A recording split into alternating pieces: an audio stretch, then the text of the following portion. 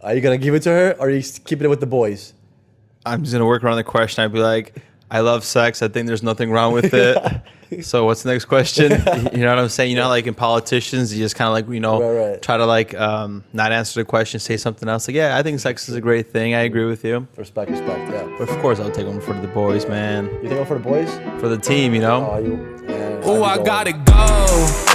I've been working, told them please don't hit my phone. I'm in my zone, bruh, just leave me alone. Was on the road, but I swear I'm coming home. Now the drinks on me, I think we need a toast. See, I did it for me. Now my old friends calling, told them nothing's for free. Told me time is money, dog, swear I paid all my fees. I was starving for this game, now my family can eat. Hey everyone, welcome to the show. Cup of News episode 75 with your hosts Peter and Matt. Thank you everyone for tuning in on this beautiful day. We're coming live from Austin, Texas. A couple of housekeeping things. Everything is in the show notes as far as looking back on this episode. If you click on this episode, you could get a whole list of all the links that we have to our website, which has awesome content down there. We actually have 3 different kind of blogs for nurses, nursing students, and nurses. That's about right. It's about right. And then also Frontline Warriors. We have 5 different blogs that talk to you about different pillars about consciousness and how to improve that. And we're going to be adding things on to everything in that category. So continue staying in touch with us there. And yeah, let the show begin. How you doing, Pete? I'm doing great. We have some dry weather here in Austin, but what's not dry is this episode. It's November, so in honor of November, we're dedicating this episode to No Not November. So we decided to talk about the benefits of sex. So it's technically dry, but we're making it, the other way. Yeah, making it work. So it's November 22nd. So, if you've done the deed this week, guess what? You failed. But don't worry about it because sex has a lot of benefits and you probably shouldn't be doing No Not November in the first place. Exactly. It's just some kind of internet fad that is more probably in the manosphere. So those women that are listening that don't know about it, now you know. Supposedly November 1st, men were supposed to retention their semen for a whole 30 days, and that's supposed to boost, I don't know, freaking confidence or some shit they believe.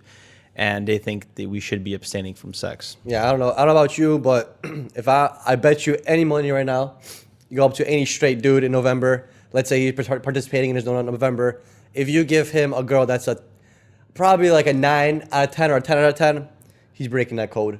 If he goes on a day or two? Yeah, it's going to happen. Not even a day or two, just that day. If you buy some dude, a stripper, or somebody off the streets, and they're looking at like a 9 or a 10, he's gonna do the deed for sure, 100%. Yeah. Any man's gonna do it. Would you do it? Let's say you're like, hey, I'm gonna do No November for the boys. I'm gonna take one for the team. I'm gonna withhold the sperm to any female out there. It's getting mine for this month. And then a 10 walks by and she's like, Matt, give it to me. Are you gonna give it to her or are you keeping it with the boys? I'm just gonna work around the question. I'd be like, I love sex. I think there's nothing wrong with it. So what's the next question? You know what I'm saying? Like in politicians, you just kind of like, right. try to like not answer the question, say something else. Like, yeah, I think sex is a great thing. I agree with you. Respect, yeah. But of course, I'll take one for the boys, man. You take one for the boys? For the team, Man, I'd be gone. Wow. I think the L. I mean, why? Why not? Why?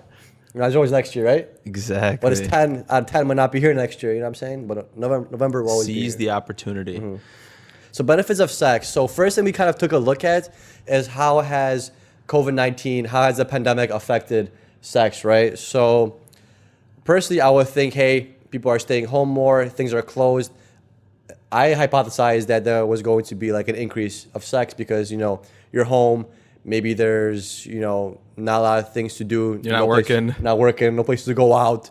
So nobody to see besides your significant other. So, why not just bust it down, twice a week or 3 times a week, 4 times a week, or twice a day or whatever, Somebody's listening like, more. That's what I'm saying. I'm not sure where your threshold is, but I would think that, there would be an increase, But when Matt and I did some research, it turned out to be kind of on the other spectrum of things. So we looked at some studies, and one study was a meta-analysis that looked at some articles, 34 articles from 18 different countries. And through the analysis, they stated that about 43% of people had a worsening or decline in sexual intercourse. So almost half of the people that participated in this during the pandemic, their intercourse, the amount of sex they were having and their satisfaction has dropped. That's very fucking, that sucks, dude. Yeah, and if you look at Maslow's hierarchy, I guess it makes sense where we thought it would go up because you're with your partner. Unless you're single, whatever, you have to use other means of communication to achieve that. Swipe. And it seems like, according to Maslow's, fear was a big factor. That as a human, if you're in a state of fight or flight, you have to survive. And because you have to survive on a primitive level, you don't have the drive to reproduce. Your body doesn't. So it makes sense that fear suppresses that, because this was 18 countries. So it makes sense how pandemic happened. There was so much fear in the system. Everybody just thought it's not a good time to make babies. Yeah. And what's crazy, mention babies, is that 32% of the people that were planning on having kids decided to not have kids anymore. So, but that kind of goes both ways, because if I'm thinking about it from like a rational standpoint, not just like a sexual standpoint or whatever, then that makes sense. There's a pandemic going on. There's some new disease out there. Maybe it's not best time for me to have kids, because we're not sure how this is going to affect kids, because it was still early on. So that I understand why people decide to not have kids. But another thing that was pretty breathtaking is that masturbation increased by 28%. Compared to like prior to the pandemic, which is insane. Both male, females? Both male and female, yeah. So people have kind of shifted from having a partner a little bit to kind of doing it themselves. Doing it solo. But is it because there is a decrease in satisfaction with their partner, where they gotta finish themselves all with the solo, or is like they're just like dropping urge because of the fear? It's that it didn't look that deep into that. Right. One thing I can say is, if you are not with a significant other, then there was fear of catching COVID because you're out freaking trying to, get it in, and the streets are dangerous. The vid's out there, bro. You don't get vid. And you heard that the vid doesn't sleep at night either. It could get you too. Mm-hmm. So, maybe they just decided to do solo because of that in this pandemic. Maybe. It's a shame. But it's a shame, because if we looked at the birth trends from March 2019 to 2020, and there was a 0.91 decline in births. So that's 1.5 million less babies in the United States. That's crazy. There's a population of like 350 million. It might not seem like a lot, but that's a lot, because that's our future. Yeah, I mean, it's clearly a big win for the globalists if the depopulation theory conspiracy does exist. 100%. Yeah. So what are the actual benefits of sex? So what it means to actually be sexually healthy, it means that you have an understanding that sexuality is a natural part of life and involves more than sexual behavior. There's more things to intimacy than just the sex part, right? There's the emotions and the communication portion as well, and that all kind of ties into sex, not just like the physical act of it. There's more behind it. It's also being able to experience sexual pleasure, satisfaction, and intimacy when desired. Being able to communicate about sexual health with others, including sexual partners and healthcare providers, and also having access to sexual health information and education and care. See, that all leads to like a sexual health life. If you have the proper means of taking care of yourself, proper hygiene, proper education on how to do things, a safe way to have sex, condoms, how to go about it, and just like all that goes with it, it makes it a more enjoyable experience, because like I said before, it's not just physical, everything else is also included in there. So if the emotions are on point, the desire is there, and then the sex is there, like that's a good time for everybody. And no one's going to tell you it's not, because they're lying. Yeah, you have natural release of endorphins, oxytocin afterwards. Dopamine, love chemicals. Like, why not partake into it? And we're speaking strictly from like a scientific standpoint. We're not saying to go sleep around and make sure you get your sex count in for the week, because we're going to talk about all these benefits of sex. So we're just taking that point out, because Peter and I are not here to give you emotional health advice on how to... Not today, at least. At least not today, yeah. Not today, feds. We're not talking about, how to get it in strategically, just the benefits of sex. Yeah. But if you guys want to hear an episode, you guys can always, comment down below in the comment section. Hit us up on email. We can make more an in-depth episode. We'll be the couple nurses pickup artists. We'll give you some tips, how to pick up nurses, Yeah, how to pick up nurses at work, how to pick up a nurse at the gym. Yeah, how to pick up a night shift nurse during breakfast beers. Yeah, we'll look up what the Google Trends are and we'll go from there. We'll figure it out. But if you're thinking to yourself, should I be having more sex? Could I use more sex in my life? Am I having enough sex? Well, we're going to list out some benefits that might have you swayed on that opinion towards the more sex category. So one thing that has sex benefits is a lot of times it is also associated with headache relief. So one sample that we looked at, it took 800 participants with migraine headaches and 200 participants with cluster headaches, right? And it took a look at how many of them have had a relief in symptoms and of headache after they had sex, after they had sexual intercourse. So in the cluster headache, 31% of the participants said that they did experience some kind of relief from the cluster headaches after intercourse, and 60% out of the 34% that did receive symptom relief in the migraines responded positively after sexual intercourse. So like it's a vasodilator in that case. Yeah, it's interesting because looking at this study, it's like about a quarter to a third of the people that had headaches were relieved by sex, which is not the most drastic number in the world, but why not give it a try? You know? And what's interesting about it is there's limitations to this, and one thing I'm thinking about is the way we kind of describe it is, hey, sex is taking like the pill to relieve your headache. It sometimes might work, but also the level it's gonna work on is probably the amount of chemistry you have with your partner. If you aren't as sexual with your partner, there's like the whole masculine and feminine imbalance, and there's a problem with those roles, or you're having arguments and the sex is not good for that month. What if your headaches aren't as relieved versus another partner looking at another part of the study where the sex is great, they're loving each other, and what kind of symptom relief percentage do we have there? True. But that'd be hard to test because everything is subjective at that point. Yeah, we can't even do it on mice, right? Figure out which mice is having a headache with a little MRI, put little electrodes on their heads, make them give them a headache, and then force them to mate with somebody and see what. But then it's forced is different, And in order to find that out, we'd have to kind of like somehow communicate with the mouse and tell them like, hey, so from a scale of 0 to 10, how much do you love your partner? Be hard. A lot of barriers there, bro. Yeah, Maybe in the future. Maybe in the future. Another great thing about sex is that it's a good cardiovascular exercise. So real quick, one of the things I was thinking about writing the show notes and about the headaches. So why I think possibly sex relieves headaches is because a lot of headaches are associated with stress and anxiety and being overworked and basically a firing of the sympathetic nervous system, where maybe during sex they're finally able to release that tension and relax, and the headache goes away because they were so frustrated, they were so, you could say, tired from work and just so anxious or whatever, or maybe something upset them during the week and they've just been holding on to those thoughts, where maybe during sex, when they climax or when they have an orgasm, they get that release, and then then you're chilling. It's like a reset to your body.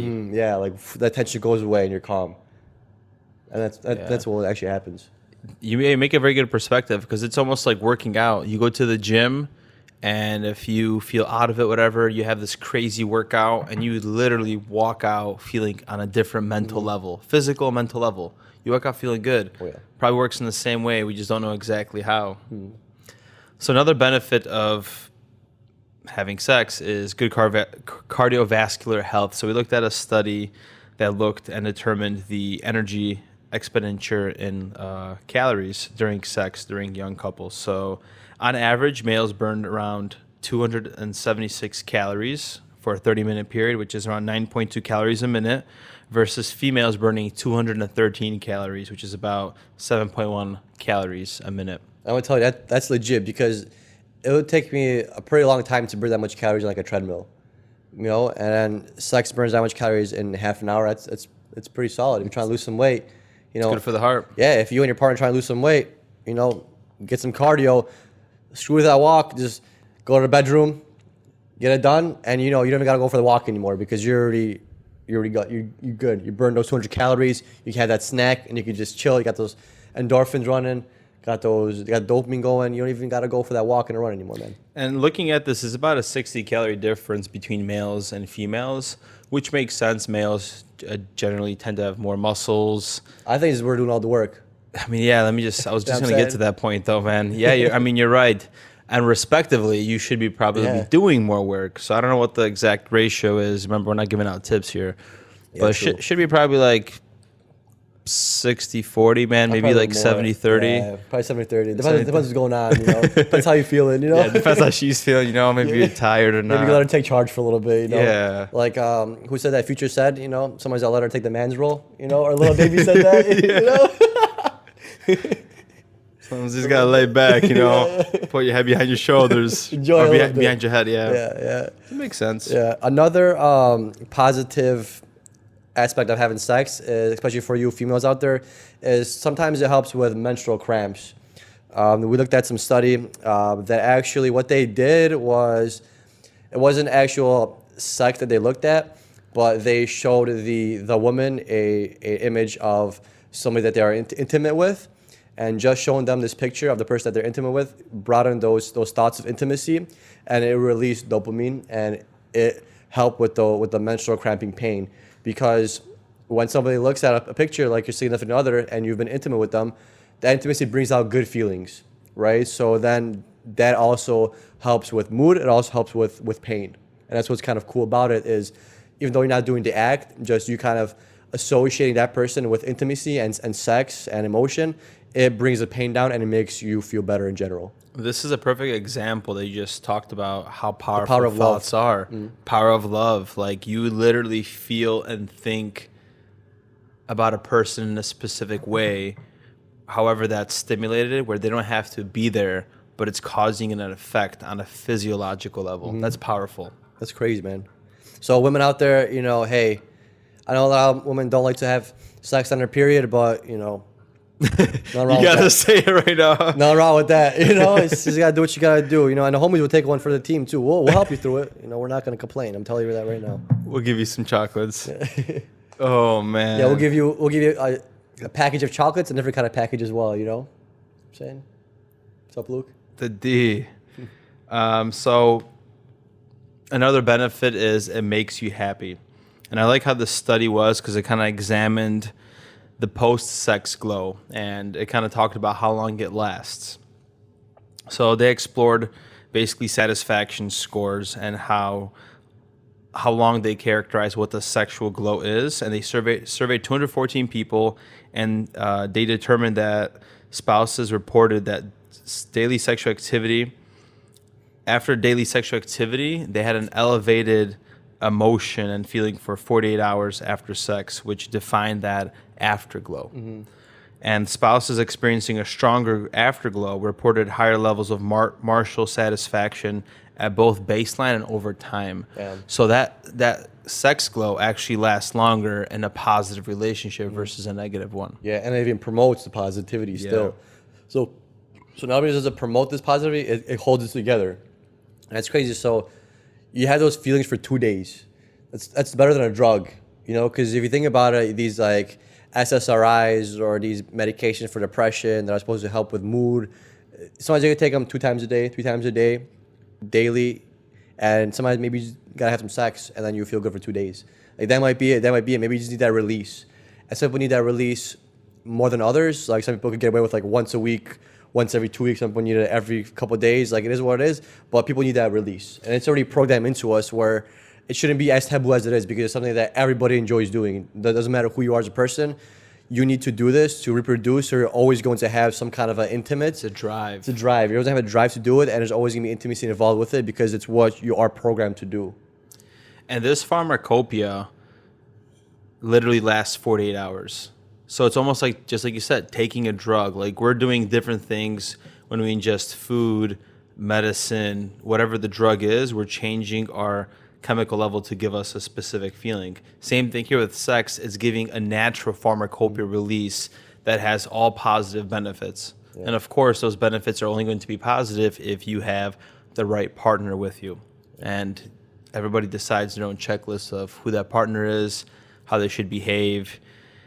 And I mean, the only thing I want to say about that subject is just make sure you're not only with your partner for sex too, you know? Like, there's so many people that, like, the relationship just holds on to that. And it could become a crutch in a relationship. I don't know if the afterglow has effects there. That's another study, right? But imagine, like, that you tolerate somebody. Maybe it's a shorter term relationship, maybe long term, but you tolerate somebody because you're having sex maybe every other day or whatever, and that's like the magic glue that's releasing the energy, but it's still negative because it's a bad relationship. Yeah, that's unfortunate, man. And that's rough because, like we said early on this episode, it's just there's more to sex than just a physical part. There's also that emotional and that spiritual side of it. And, you know, if not all those are being, you know, met, if not all those aspects are satisfied, then it could be a tough thing to deal with, you know?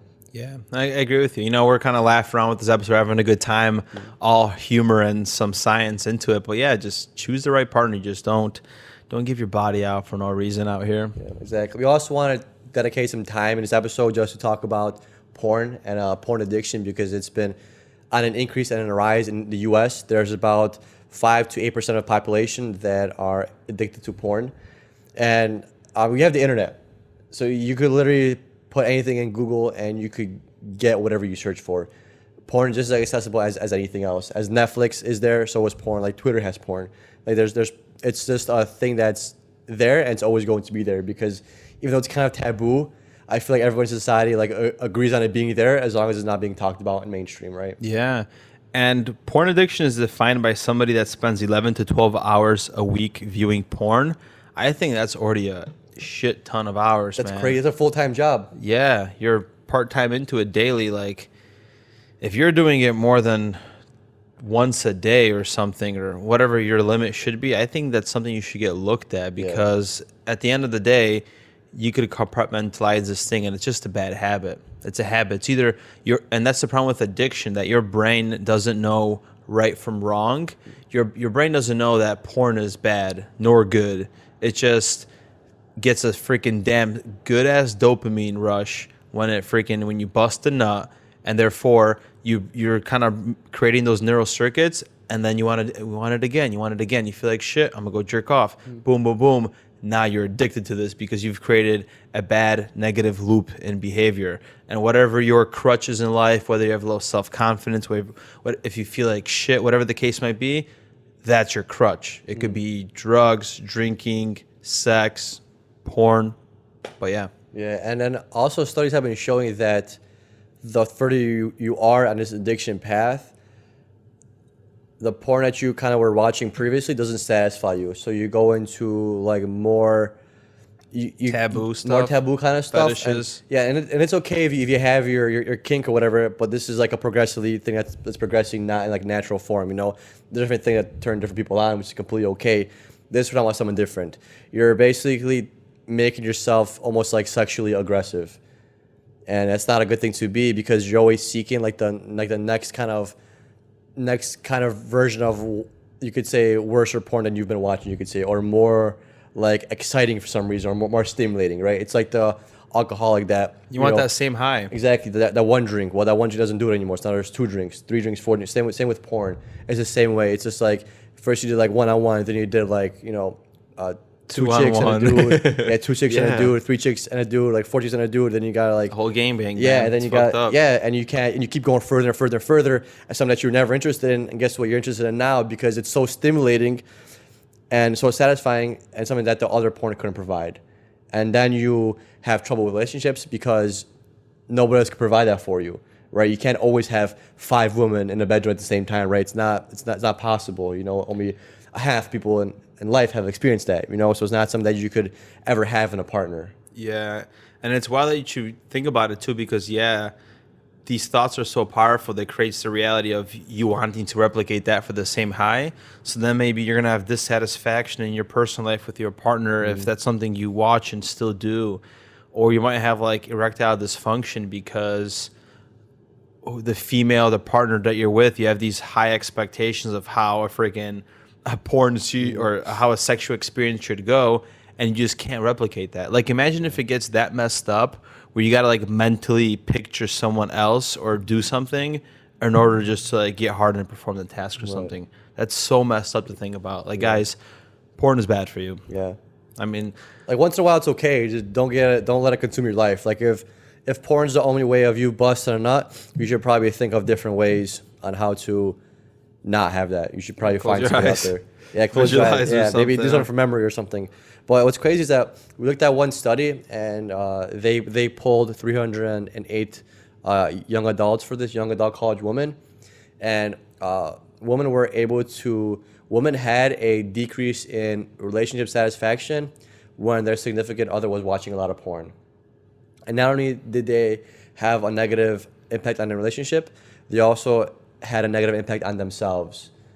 So it decreased. It dropped their self-esteem. The women's self-esteem. The college females were less satisfied in their relationship, and they also viewed themselves at a lower level than before, because you know, if you think about it, if you're the girl and you know your significant other is watching a lot of porn, the girls are gonna start thinking like, hey, am I not good enough for him? Like, why does he watch porn 3 times a week but only has sex with me once a week? Like, am I not enough for him? Like, does he need somebody else in his life? Like, you know, why can I not be there 3 times, but the porn could be there 3 times? You know, so the females were saying that they had a drop in self-esteem, which is crazy.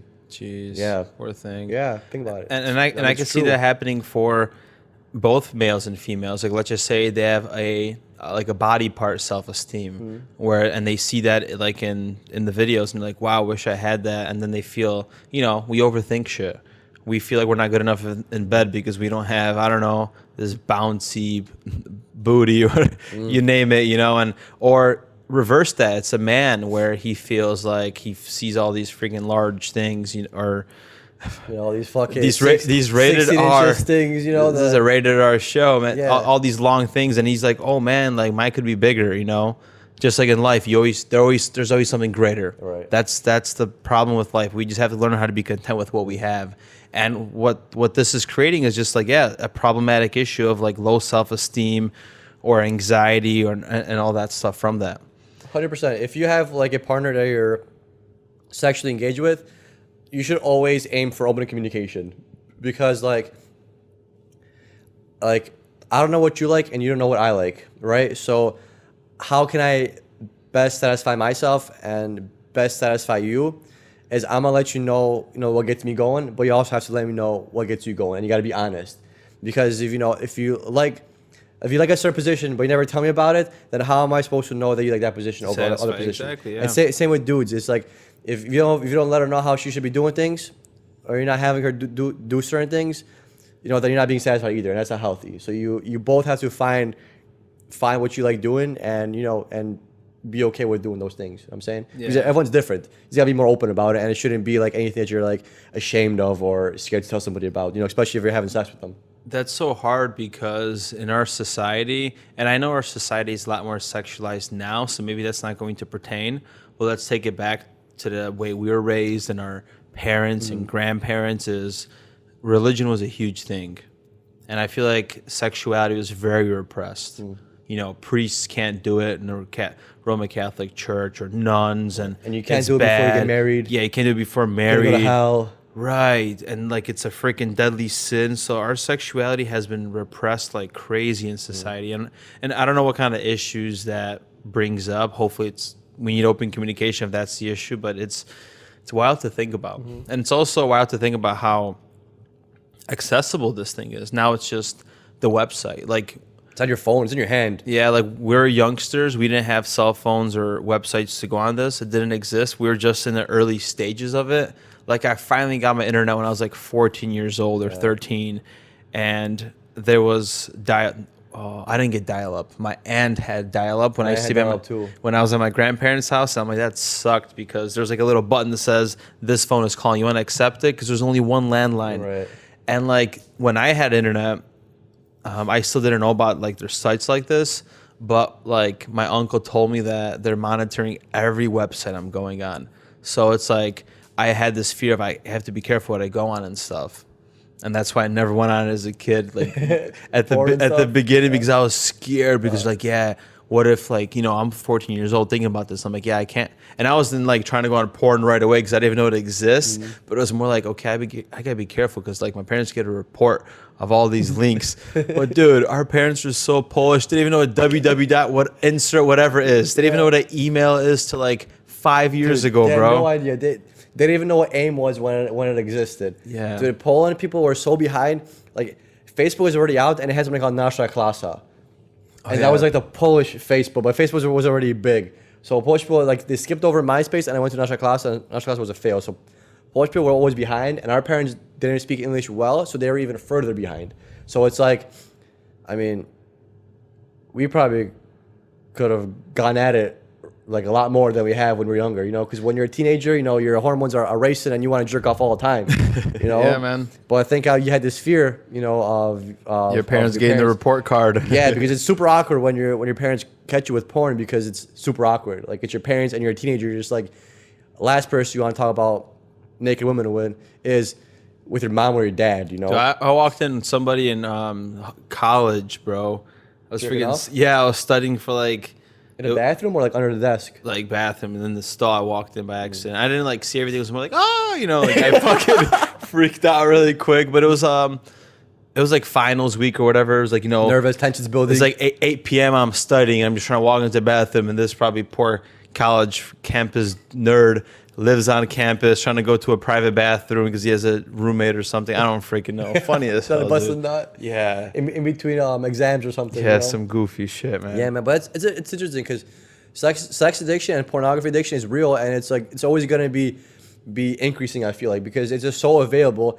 And imagine when we have like this like 3D porn where you're gonna have Virtual like reality already exists. Yeah, for it. virtual reality porn, or you have like a sex robot that you know you could design the body parts to best fit your needs or whatever. It's gonna be crazy. We're gonna lose that intimacy portion of it, and we're going to like.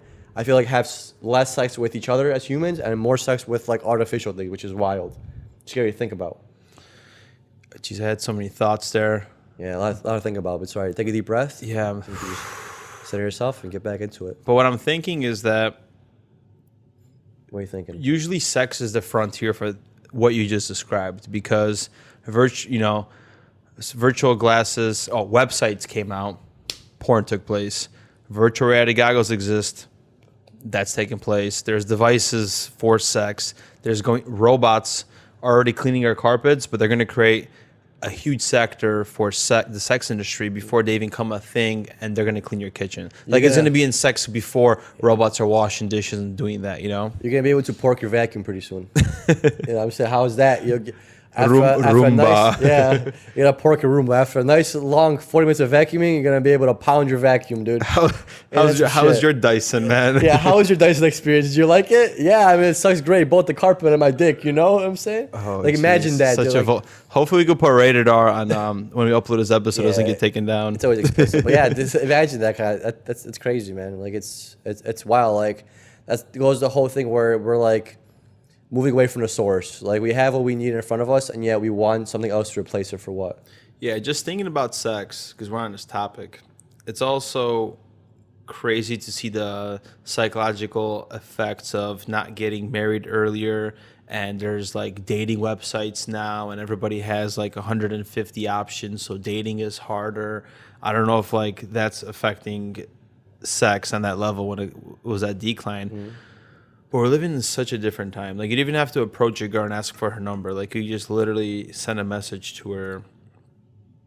Yeah, like, what's the future going to be? It became less personal, but more convenient. You know what I'm saying? It's like and that's you're sacrificing that. You're sacrificing that more intimate portion of, hey, I have to actually go talk to this girl and buy her a drink and go through those steps versus I could just go on my phone and swipe left or right. I don't got to talk to them. I just see how they look.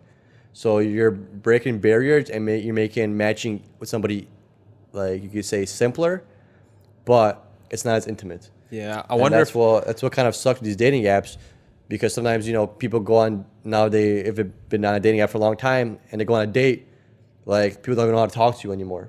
Yeah, what if that's a whole addiction too? Yeah. Like, dating websites, they're addicted to seeing multiple partners. They could settle down with one. Like, I wonder I'm sure this goes deep into everything because psychology is so fascinating. We're just scratching the surface, talking about benefits and porn addiction, but it's what it is. Be careful out there. We definitely should eventually get a sex educator on, or like some kind of psychologist that is just deep into that. And I'm sure we could find a few and talk about it. So. I like the idea.